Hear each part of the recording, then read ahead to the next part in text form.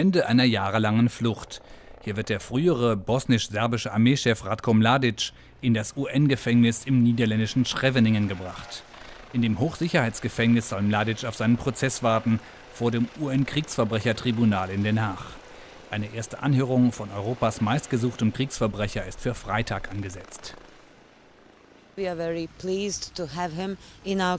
sind sehr zufrieden, ihn bei uns in Haft zu haben. Mladic war einer unserer am längsten flüchtigen Angeklagten. Während all dieser Jahre haben wir ständig bei den Behörden im früheren Jugoslawien und bei den UN-Mitgliedstaaten darauf gedrängt, dass diese Person sowie auch der noch flüchtige Goran Hadžić festgenommen und vor das Tribunal gestellt werden muss, solange das Tribunal noch existiert.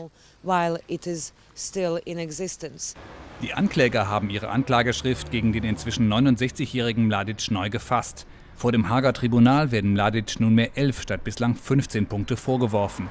Zweifacher Völkermord, Kriegsverbrechen und Verbrechen gegen die Menschlichkeit während des Bosnienkriegs von 1992 bis 1995.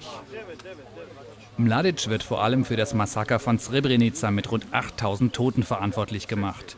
Das Massaker gilt als das schlimmste Kriegsverbrechen in Europa seit dem Zweiten Weltkrieg. Mladic droht deswegen lebenslange Haft. Die Regierung von Serbien, wo sich der Ex-General jahrelang verstecken konnte, gibt sich nach der Überstellung an die internationale Justiz erleichtert. Serbien setzt sich aufrichtig dafür ein, seine Zusammenarbeit mit dem UN-Tribunal zu vollenden. Mladic vor Gericht zu bringen, stellt die Opfer und die Familien all jener Opfer der Verbrechen zufrieden, deretwegen er vor dem UN-Kriegsverbrechertribunal angeklagt ist. Gleichzeitig stellt dies eine wichtige Botschaft für den Prozess der Aussöhnung in der Region dar.